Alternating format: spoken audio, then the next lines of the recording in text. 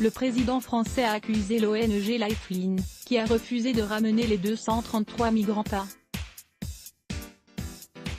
bord de son navire de secours au garde-côtes libyen, de faire le jeu des passeurs. À l'Assemblée nationale, des parlementaires dénoncent mercredi le cynisme du président, tandis que d'autres saluent sa mise en garde. Emmanuel Macron a accusé mercredi 27 juin l'ONG Lifeline, qui a refusé de ramener les 233 migrants à bord de son navire de secours au garde-côtes libyen, de faire le jeu des passeurs. Une critique qui rejoint en partie celle du ministre de l'Intérieur italien d'extrême droite Matteo Salvini, qui accuse les ONG d'être complices consciemment ou inconsciemment des trafiquants. Il faudrait les laisser se noyer. Si les critiques du président de la République à l'égard des ONG font sourire avec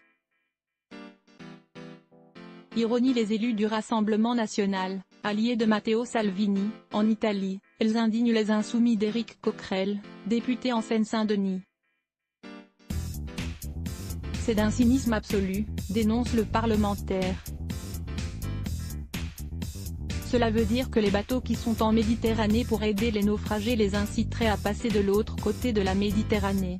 Cela veut dire quoi? Qu'il faudrait les laisser se noyer sur leur you-you, s'interroge Éric Coquerel. Encore une fois, ce n'est pas à l'honneur du président de la République. Chez les Républicains, Guillaume Pelletier dénonce le en même temps du président. C'est l'ambiguïté, donc cela ne marche pas, déplore le parlementaire.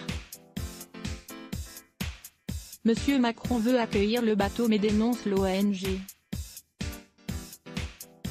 Cela ne sert à rien quand on est président de la République de commenter ou d'analyser.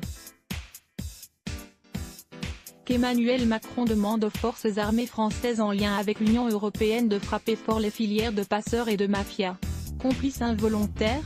Pour Richard Ferrand, président du groupe majoritaire, la mise en garde d'Emmanuel Macron est au contraire salutaire. L'espace est très étroit entre le désir d'apporter de l'aide humanitaire et parfois, dans certaines circonstances, de devenir les sortes d'alliés objectifs de ceux qui font ce trafic derrière. Selon lui, le président de la République a eu raison d'attirer l'attention sur le fait qu'on peut parfois être les complices involontaires de ceux qui font un trafic d'êtres humains. Cette question des migrations sera au cœur des discussions du Conseil européen qui débute jeudi.